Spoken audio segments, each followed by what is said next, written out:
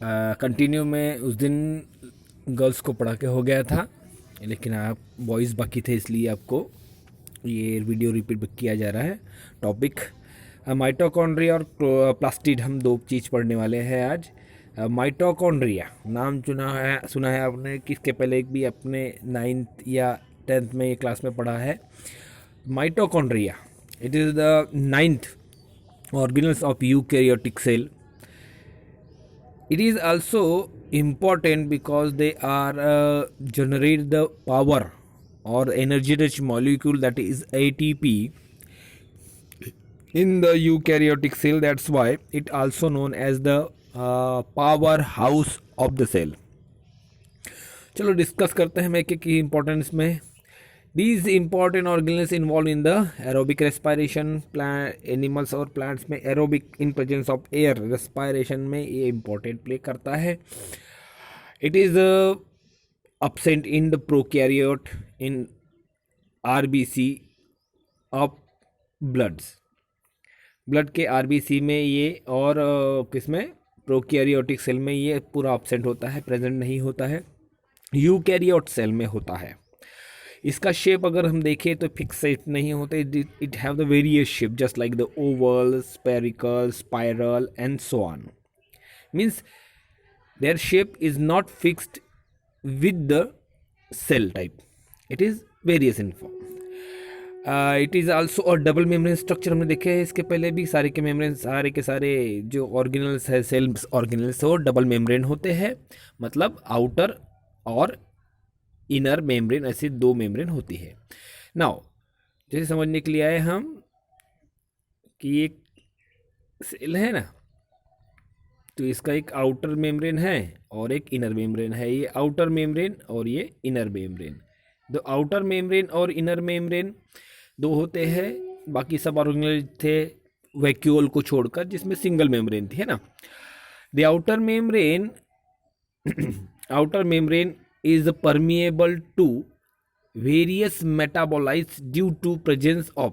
अब जो outer membrane है, पहली बाहर वाली, ये आउटर मेम्ब्रेन कुछ चीज़ों के लिए परमिएबल होती है, बिकॉज उसमें एक प्रोटीन होता है जिसका नाम है पोरिन, या पर्सन्स पार्टिकल कहा गया है, या पोरिन, जिसको कॉमन वर्ड दिया है पोरिन। पोरिन प्रोटीन होने के कारण ये परमेएबल होता है बहुत सारी चीज़ों के लिए। लेकिन inner membrane is selectively permeable. Inner membrane कैसी रहेगी, सिलेक्टिवली परमेएबल रहेगी, which allow the some particle और समथिंग ओनली, नॉट एवरीथिंग। अगर हम देखें तो both membrane are separated by space. अगर हम देखें कि दोनों के दोनों मेम्ब्रेन, आउटर मेम्ब्रेन और इनर मेम्ब्रेन कैसे है, स्पेस से फिल्ड है, जिसको इंटर मेम्ब्रेनल स्पेस भी कहा गया है, इंटर मेम्ब्रेनल स्पेस कहा गया है ना। दो मेम्ब्रेन आउटर और इनर मेम्ब्रेन के बीच को इंटर मेम्ब्रेनल स्पेस कहा गया है। The inter membrane show presence of the inner membrane, sorry ये बातें हम इनर मेम्ब्रेन की। और आउटर मेम्ब्रेन कैसी है, आउटर मेम्ब्रेन एकदम स्मूथ है, मतलब कंटिन्यू है। लेकिन अगर हम इनर मेम्ब्रेन की बात करें तो inner membrane are somewhat folded like a finger like structure, such like, है ना। These finger like structure is known as cristae. क्या कहा गया उसको, क्रिस्टी कहा गया। यहाँ पे देखेंगे आप, दिस वन क्रिस्टीज है ना, ये क्रिस्टी है, ये इनर मेम्ब्रेन है जो अंदर की ओर फोल्ड हो चुकी है, क्रिस्टी कहा जाएगा उसको। These each cristae or inner membrane have the particle known as oxisome and cytochrome or electron carrier contents मौजूद होते हैं इनर मेम्ब्रेन के ऊपर में।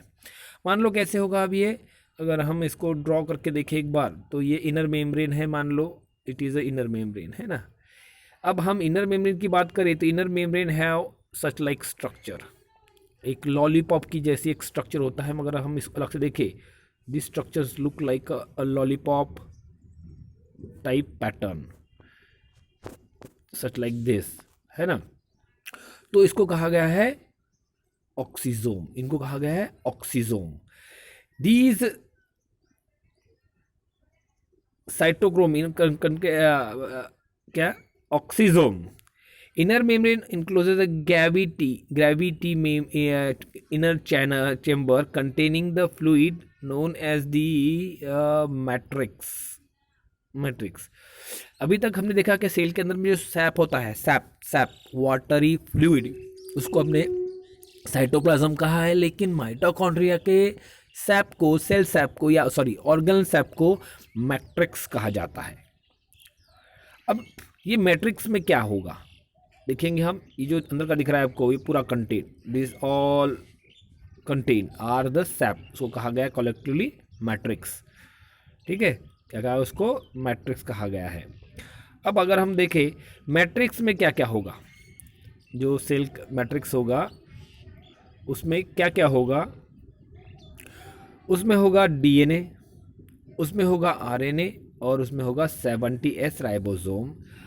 अब इसके अलावा क्या बोला गया है, उसमें डीएनए आरएनए 70S राइबोसोम तो होगा। जैसे आप देखेंगे यहाँ पर this one is the mitochondrial DNA लिखा हुआ है ना, डीएनए, राइबोसोम होगा, राइबोसोम बहुत सारे होंगे, एक नहीं काफ़ी सारे होंगे। इसके साथ में आरएनए भी होगा। इसके साथ इसमें बहुत सारे, इस मैट्रिक्स के अंदर में ऑर्गेनिक्स और इनऑर्गेनिक सब्सटेंस डिसॉल्व रहेंगे। क्या रहेंगे, ऑर्गेनिक और inorganic, just like lipids, enzymes and so ons. इसमें सारी चीज़ डिसॉल्व होगी, किसमें, उस मैट्रिक्स के अंदर में। Means it is a part which is used in the synthesis of the energy molecule which generate the energy for the various biological process in living organism. This is all about the what, mitochondria. Next है plastid. अब plastid यानी क्या, cell के अंदर में दो तरह के हम देखें, यूकैरियोटिक सेल होती है, प्रोकैरियोट सेल और यूकैरियोट में, यूकैरियोट में दो टाइप के देखे हमने, प्लांट सेल और एनिमल सेल। तो जैसे वैक्यूल देखा हमने कि प्लांट सेल में ज़्यादा होता है, बड़ा होता है, और एनिमल सेल में नहीं होगा, या होगा तो बहुत छोटा होगा। वैसे ही प्लांट सेल के अंदर में प्लास्टिड होता है, ये अब्सेंट होता है एनिमल सेल में, मतलब it is present only in plant cell. Okay, plastid two double membrane organelles containing DNA, RNA और ribosome, just like the mitochondria है ना, डीएनए, आरएनए एंड राइबोसोम्स। इसमें भी वही सेम कंटेंट होगा, but they are larger than the mitochondria, can observe under microscope. Like microscope में हम जिनको देख सकते हैं, माइटोकॉन्ड्रिया से थोड़े बड़े होते हैं। उसमें भी डीएनए, आरएनए और राइबोसोम खुद का होगा, 70 राइबोसोम होगा। अब बात आ जाती है प्लास्टिड की क्लासिफिकेशन के बेस पर, उनमें पिगमेंट कौन से है प्रेजेंट, इसके आधार पे उनको क्लासिफाई किया गया है। Means the plastid have pigments on the basis of their pigments or coloring pattern.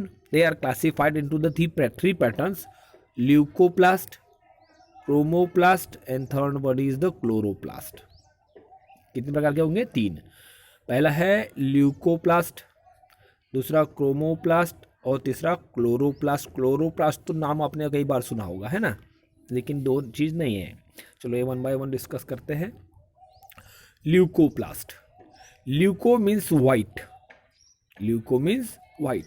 Those plast are colourless, जो प्लास्टिड कलरलेस होगी, कलर नहीं होगा, उनको ल्यूकोप्लास्ट कहा जाएगा। जनरली इनको वाइट कहा जाता है, white colour plastids.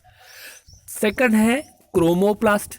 Chromo means होता है कलर, क्रोमो मीन्स कलर, मतलब जो भी रंग बिरंगे other than green and white, सफ़ेद और हरे को छोड़कर जितने भी कलर आपको पेड़ों में दिखते हैं, फूलों में दिखते हैं, फलों में दिखते हैं, they are chromoplast, they are chromoplast. Chromo means colour.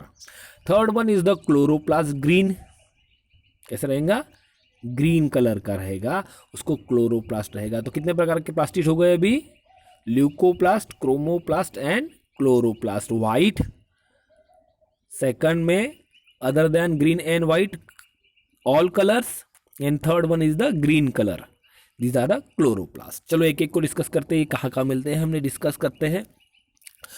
पहला आएगा leucoplast. Leucoplast means white pigment वाला या कलरलेस प्लास्टिड। इसमें कोई भी पिगमेंट नहीं होगा, इसलिए इसको ल्यूकोप्लास्ट कहा गया है। इसका भी इंपॉर्टेंस है, they store the various nutrients in this plastids. इस प्लास्टिड में भले ही फोटोसिंथेसिस ना हो, लेकिन बहुत सारी चीज स्टोर की जाती है। जैसे इनके स्टोरिंग की पैटर्न के हिसाब से ही ल्यूकोप्लास्ट को फिर से क्लासिफाई किया गया है। जैसे amyloplast which store the starch, इसका एग्जाम्पल बड़ा कॉमन सा है, मैंने स्टूडेंट को बताया हूँ। कौन सा? पोटैटो को देखो, हमने आलू देखे हैं, वाइट कलर के होते हैं, मतलब कलरलेस, ना वाइट होते हैं, कोई भी ग्रीन कलर पैटर्न कलर नहीं होता है। उसमें हमने देखे कि आलू में स्टोर्ड फूड मटेरियल होता है। स्टोर आलू में क्या होगा, हमने देखे कि उसमें स्टार्च होता है, अपने शायद 11th-10th में इसका प्रैक्टिकल भी किए होंगे आयोडीन डालकर, है ना। तो उसमें स्टार्च स्टोर होता है, इसलिए उसको ऐसे ल्यूकोप्लास्ट को अमाइलोप्लास्ट कहा गया है। इलियोप्लास्ट जिसमें ऑयल स्टोर्ड होगा, जिन पार्ट में जो वाइट कलर के जिसमें ऑयल स्टोर्ड होता है उनको इलियोप्लास्ट कहा जाएगा, मतलब स्टोरिंग ऑफ ऑयल। तीसरा है एल्यूरोप्लास्ट, जिन ल्यूकोप्लास्ट में प्रोटीन स्टोर होता है उनको एल्यूरोप्लास्ट कहा गया है। मतलब amyloplast starch, elaioplast oil, aleuroplast protein, इस तरह से उनको ल्यूकोप्लास्ट को क्लासिफाई किया गया है on the basis of storage of food material. लेकिन आपने स्टूडेंट ये भी देखा है कि अगर पोटैटो जमीन के ऊपर आ जाए तो वो धीरे से हरा हो जाता है, means leucoplast get converted into the chloroplast also. ये आप स्टूडेंट जानते हैं, क्योंकि कोई कोई आलू हरा भी होता है। क्यों? क्योंकि वो सनलाइट के कांटेक्ट में डायरेक्ट आ गया, तो leucoplast convert into the chloroplast. Now chromoplast, second colouring pigment वाले, contain all type of pigment just like the carotene and xanthophyll. Yellow and orange colour के जो पिगमेंट्स होते हैं वो क्रोमोप्लास्ट के अंदर में आते हैं। इन कैरोटीन और ज़ेंथोफिल में सारे कलर आ जाएंगे, just like the red, yellow, orange and pink, and जो भी कलर मिलेंगे आपको, जैसे हम सारे फ्रूट दिखते हैं, तरह तरह के फ्लावर दिखते हैं, they comes under the chromoplast. सारे के सारे fruit red, yellow, orange flower और फ्रूट्स कलर जो दिखते हैं वो क्रोमोप्लास्ट के कारण होते हैं। Leucoplast and amyloplast do not contain photosynthetic apparatus। कौन से? Leucoplast and amyloplast do not contain photosynthetic apparatus we find in chloroplast. ये क्लोरोप्लास्ट कन्वर्ट करते हैं। एग्जाम्पल बताया मैंने अभी आलू का, और पोटैटो जमीन के अंदर में है तो कलरलेस होता है, लेकिन वही पोटैटो जब जमीन के ऊपर में आ जाए सनलाइट कांटेक्ट में तो वो क्लोरोप्लास्ट में कन्वर्ट हो जाता है। इनका शेप और साइज डिफरेंट रहेगा अकॉर्डिंग टू द सेल। ये क्लोरोप्लास्ट का स्ट्रक्चर स्टूडेंट, इसमें दो लेयर होगी, outer membrane and this one the inner membrane, outer membrane and inner membrane. 3D structure है, इसलिए आपको अलग अलग समझ में आएगा। Now this chloroplast contained self DNA, जिसे डिस्कस कर चुके हैं, है ना। अब और इसमें खुद का राइबोसोम बोला गया 70S राइबोसोम, है ना। अब आते हैं इंपॉर्टेंट पार्ट्स के ऊपर में कि इसमें क्या क्या होता है। दी लिक्विड सब्सटेंस, और we can say the liquid which is present inside the double membrane structure of the chloroplast. The liquid जिसको हमने माइटोकॉन्ड्रिया मैट्रिक्स कहा था, इसको कहा जाता है स्ट्रोमा। क्या कहा जाएगा इसको? स्ट्रोमा। द प्लाज्म और fluid of the chloroplast known as the plasm को कहा गया है स्ट्रोमा। स्ट्रोमा के अंदर में आप दिख रहे हैं कुछ ऐसे बिल्डिंग जैसी दिखाई दे रही है ना, सर्कल सर्कल सर्कल सर्कल, तो कलेक्टिव इनको कहा गया है ग्रैनम, और सिंगल कहा जाता है ग्रैना। एक रहा तो ग्रैना कहा जाएगा, और ग्रुप में है तो उसको ग्रैनम कहा जाएगा। ठीक है। तो मतलब स्ट्रोमा के अंदर में क्या है, ग्रैनम है जो डिस्क लाइक गोल गोल, कैसी है, इट इज डिस्क लाइक गोल स्ट्रक्चर है जो डबल मेम्ब्रेन जैसे दिखाई देती है, तो उसको कहा गया है सिंगल को ग्रैनम, ग्रैना और कलेक्टिवली ग्रैनम। ठीक है। अब एक ग्रैनम के को दूसरे ग्रैनम से जोड़ा गया है, देखते हैं यहाँ पर है, यहाँ है और यहाँ पर भी दिया है, तो उनको कहा गया स्ट्रोमा लैमेली। क्या कहा गया इसको, स्ट्रोमा लैमेली कहा जाता है, स्ट्रोमा में है इसलिए उसको स्ट्रोमा लैमेली कहा जाता है। इसके हर एक छोर के जो खोखला जगह होगा दिस वन, तो इसको कहा गया ल्यूमेन, इसको कहा गया है ल्यूमेन। और इनके ल्यूमेन के अंदर के हिस्से को, मान लो ये जो लेयर दिखेगी आपको बाहर वाली, ये अंदर के ल्यूमेन को कहा गया है थैलाकॉइड। और हम उसके अंदर भी जाके देखें स्टूडेंट, तो हमको दिखेगा कि उसके अंदर में छोटे छोटे, अगर मैं इसको डायग्राम ड्रॉ करके दिखाऊँ आपको, तो थोड़ा कलर चेंज कर समझने के लिए, तो इसके अंदर में छोटे छोटे डिस्क लाइक स्ट्रक्चर होते हैं जिसको हम कहते हैं क्वांटाजोम, इसको कहेंगे क्वांटाजोम, जो थैलाकॉइड के भीतर इनर मेम्ब्रेन के, इस मेम्ब्रेन के अंदर वाले हिस्से में मौजूद रहेगा। मतलब ये जो दिख रहा है आपको, ये ऐसा उसके अंदर वाले हिस्से में क्वांटाजोम लगे हुए थे जहाँ पर फोटोसिंथेसिस का फंक्शन प्ले होता है। ठीक है। These all are about the chloroplast structure. Now, in plant cell, green region mainly contain found in the leaf mesophyll area. Mesophyll area में जहाँ हम पत्तों में देखते हैं ग्रीन दिखते पत्ते हमें, तो वो मेनली मेसोफिल रीजन होगा। जैसे अगर हम देखें कि लीफ को सेक्शन में अगर काटते हैं तो अपर एपिडर्मिस, लोअर एपिडर्मिस, और अपर एपिडर्मिस और लोअर एपिडर्मिस के बीच में जो बहुत सारी सेल्स होंगी, तो उसको हम कहते हैं मेसोफिल एरिया। मेसोफिल एरिया में ये बहुत ज़्यादा कॉमन पाया जाता है of the leaf. Chloroplast is lens shape, जैसे डायग्राम देखे हमने अभी लेंस शेप होता है ये, lens shape, Oval, spherical, disquiet, ribbon like and etcetera. बहुत सारे पैटर्न में हमको ये नज़र आता है, क्योंकि जैसे जैसे उसकी पैटर्न रहेगा वैसे वैसे उनके शेप भी नज़र आते हैं। जैसे अगर हम लेंस शेप देखें, ओवल देखें, स्पेरिकल देखें, कभी लेंस दिखता है डायग्राम में जैसे दिख रहा है, ओवल रहता है, गोल गोल रहता है, डिस्क्वाइड रहता है, या रिबन लाइक जो होता है। जैसे हम एग्जाम्पल अगर देखें तो स्पाइरोगायरा जो अलगी है, पढ़ चुके हैं हमने किंगडम प्लांटी के अंदर में, किंगडम प्लांटी में डिवीजन अलगी के अंदर में हमने क्लोरोफाइसी में देखे, तो रिबन लाइक स्ट्रक्चर होगा, देख सकते हैं आप, वीडियो सारी है, रिबन लाइक स्ट्रक्चर भी पाया जाता है। द सेल में कंटेन सिंगल लार्ज क्लोरोप्लास्ट और मोर देन वन आल्सो, एक भी होता, जैसे क्लमाइडोमोनास में देखे तो सिंगल कैसे होता है, कप शेप क्लोरोप्लास्ट सिंगल एक ही होता है। तो ये सिंगल भी हो सकता है और बहुत सारे नंबर्स में भी होता है, जैसे दिखाए क्लमाइडोमोनास सिंगल रहेगा, और 20 to 40 और more than that is found in the mesophyll cells. Chloroplast contain green pigment that is a chlorophyll along with the enzyme used for the production of sugar, that is a photosynthesis. Chlorophyll के साथ में अगर हम देखें chlorophyll a, chlorophyll b, chlorophyll c, chlorophyll d, chlorophyll e and so on, इनके तीन के pattern होते हैं। इसके साथ में ज़ेंथोफिल, कैरोटिनॉइड्स मिलकर ये फोटोसिंथेसिस करके शुगर प्रोडक्शन करते हैं, means they are use in the production of food material. Inner membrane wall of chlorophyll is comparatively less permeable than outer membrane. Outer membrane की तुलना में इनर मेम्ब्रेन काफ़ी परमिएबल होती है, क्योंकि फोटोसिंथेसिस करते वक्त बहुत सारे एंजाइम की आवश्यकता होती है, रॉ मटेरियल की सब्सटेंस की आवश्यकता होती है। इसके बाद में जब बनता है, फोटोसिंथेसिस हो जाता है, शुगर बन जाएगा, तो वो सेल के बाहर क्लोरोप्लास्ट के बाहर निकालना ज़रूरी होता है, इसलिए ये खास परमिएबल होती है।